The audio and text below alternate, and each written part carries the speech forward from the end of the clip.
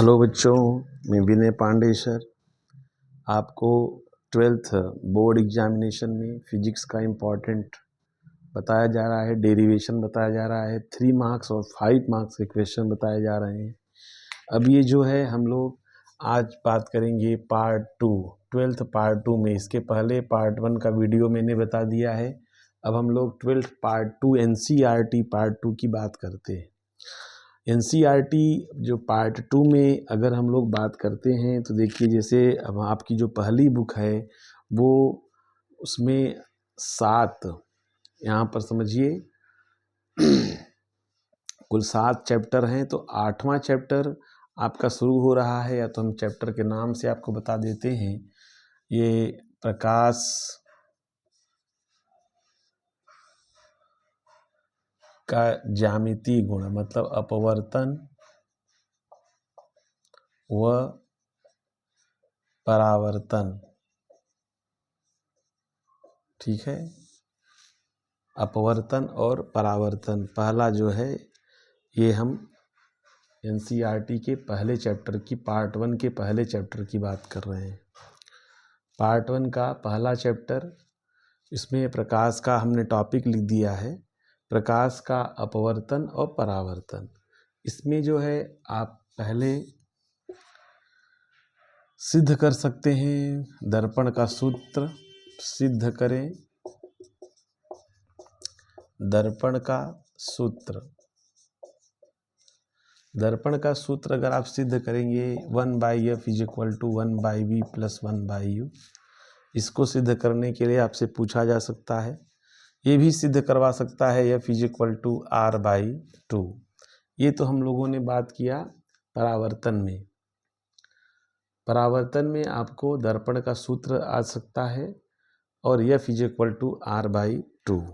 शुरू में पहला परावर्तन वाला टॉपिक है, फिर हम लोग बात करेंगे अपवर्तन वाले टॉपिक पर। अपवर्तन में स्नेल्स लॉ में आप पढ़ते जाएंगे, फिर उसमें सिद्ध करने के लिए आएगा प्रिज्म में। प्रिज्म में सिद्ध करने के लिए आएगा प्रिज्म का अपवर्तनांक sin a + Δm/2 upon sin a/2। ये जरूर सिद्ध करके जाइएगा। ये आपका 3 नंबर से 5 नंबर में इसका निगमन आपसे पूछा जा सकता है, प्रिज्म का अपवर्तनांक। उसके बाद बच्चों इसमें आता है गोली पृष्ठ पर अपवर्तन। गोली पृष्ठ पर अपवर्तन, तो गोली पृष्ठ पे जो अपवर्तन है वो उत्तल पृष्ठ पर भी अपवर्तन का सूत्र पूछा जा सकता है, या अवतल पृष्ठ पे अपवर्तन का सूत्र पूछा जा सकता है। और ये जो दोनों सूत्र हैं वो सेम आते हैं। उन सूत्र का जो फार्मूला μ2/v μ1/u μ2 - μ1/r, ये आपको सिद्ध करने के लिए आ सकता है। μ2/v - μ1/u μ2 - μ1/r। ये ध्यान से देख लीजिएगा। गोली पृष्ठ पर अपवर्तन, ये आपको 5 नंबर का डेरिवेशन आता है।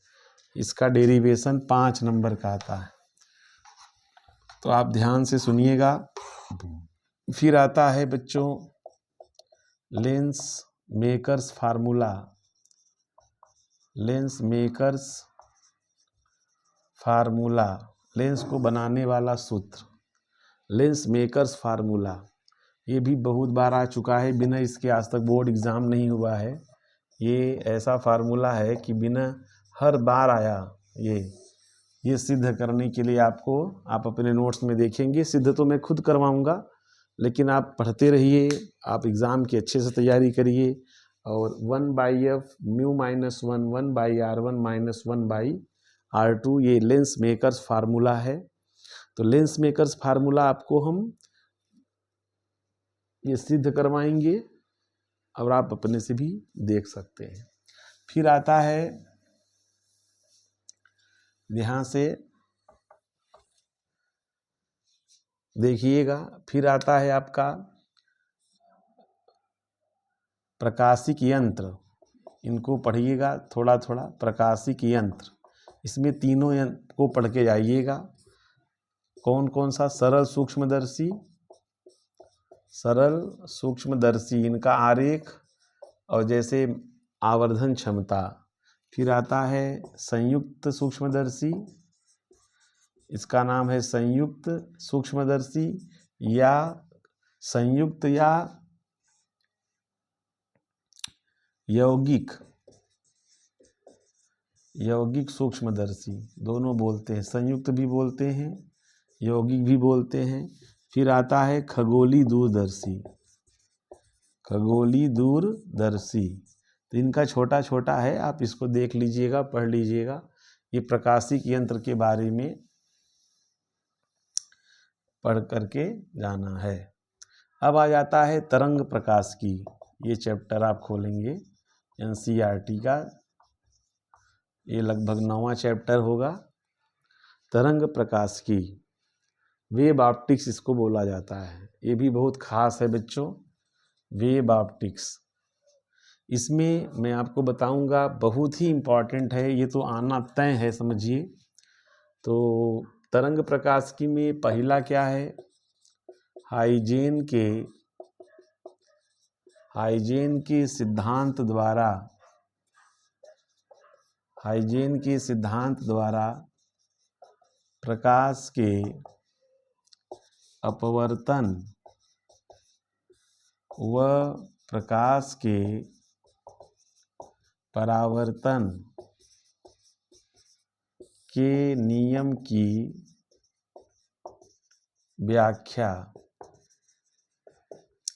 हाइजेन्स के सिद्धांत द्वारा प्रकाश के अपवर्तन व प्रकाश के परावर्तन के नियम की व्याख्या, ये आप जरूर पढ़ के जाइएगा, ये खास मैं इंपॉर्टेंट लिख चुका हूं यहाँ पर। दूसरा आपको मैं बताना चाहता हूं, ये तरंग प्रकाश की चल रहा है यंग, ये भी बहुत मोस्ट इम्पॉर्टेंट टाइम्स 100%, ये समझिए आप। यंग के द्विक रेखा छिद्र या इसको द्विक रेखा छिद्र या द्विझिर्री भी बोलते हैं, एनसीईआरटी में द्विझिर्री प्रयोग, इसमें आप देखिएगा क्या डेरिवेशन है। यम में दीप्त फ्रिंज की दूरी, अदीप्त फ्रिंज की दूरी, ये सब फ्रिंज की चौड़ाई, तो यंग का द्विझिर्री प्रयोग बहुत ही खास है, मोस्ट इम्पॉर्टेंट। उसके बाद एकल झिर्री में आता है विवर्तन, आगे है एकल झिर्री, ये भी बहुत जरूरी है, 5 नंबर का आता है। एकल झिर्री विवर्तन प्रतिरूप की, एकल झिर्री विवर्तन प्रतिरूप की ज्यामितीय व्याख्या, एकल झिर्री विवर्तन प्रतिरूप की ज्यामितीय व्याख्या, ये भी बहुत ही इम्पॉर्टेंट है, ध्यान से पढ़ना है आपको।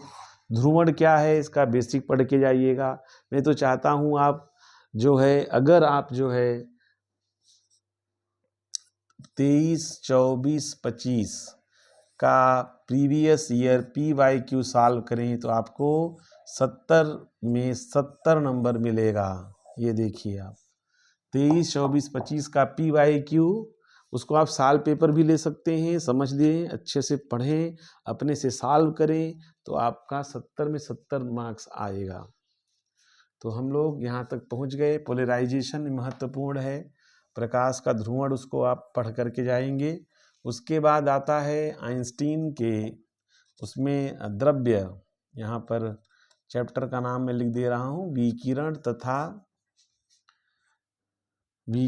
तथा द्रव्य की तरंग प्रकृति, द्रव्य की तरंग प्रकृति, विकिरण तथा द्रव्य की तरंग प्रकृति, एनसीईआरटी का चैप्टर नंबर 10 होगा।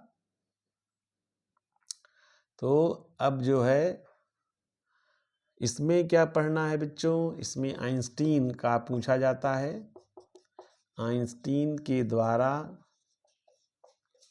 प्रकाश वैद्युत उत्सर्जन की व्याख्या, ये आपका आता है फार्मूला सिद्ध करने के लिए, ½ V max square H nu - W, या H new minus H new not, ये सिद्ध करने के लिए 5 नंबर का आपको पूछा जा सकता है। ये बहुत ही खास है। बाकी उत्सर्जन के नियम वगैरह हल्का हल्का पढ़ लीजिएगा तो सही रहेगा। ये क्या हो गया आपका द्रव्य उत्सर्जन की प्रकृति, ठीक है।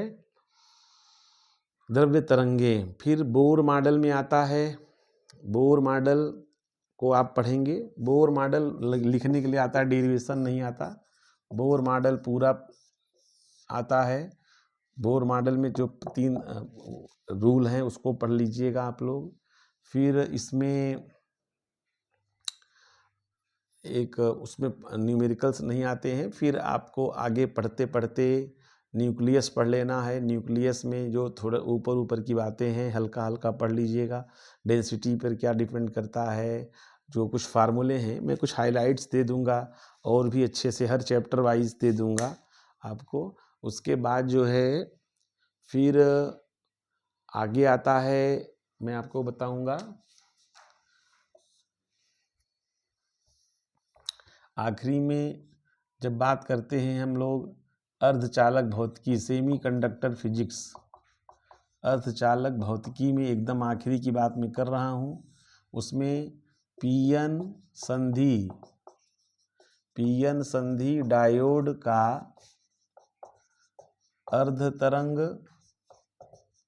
व पूर्ण तरंग, पीएन संधि डायोड का अर्ध तरंग व पूर्ण तरंग दिष्टकारी के रूप में प्रयोग।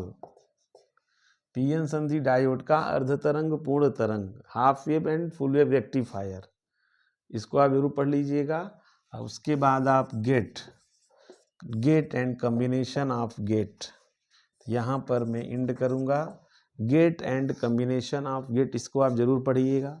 तो इतना पढ़ेंगे, फिर मैं आपको बीच बीच में सारे डेरिवेशन जो एकदम खास डेरिवेशन होंगे जिनका 100% चांस होगा उसको मैं ले करके 20-20 मिनट में 2-2, 3-3 डेरिवेशन आपको पैकेज दे दूंगा। आपके एग्ज़ाम के लिए बेस्ट ऑफ लक। आप एक अच्छे परफॉर्मर बनिए और 100 में 80 के नीचे नंबर मत लाइएगा। मिनिमम आपका 80% मार्क्स होना चाहिए। आपके लिए हिम्मत मैं दे रहा हूँ। और एक बात समझ लीजिएगा, उद्यमेन ही सिद्ध्यन्ति कार्याणि न मनोरथै। उद्यम करेंगे तभी कार्य सिद्ध होगा, आलस्य करने से कार्य सिद्ध नहीं होगा। ओम ओम ओम।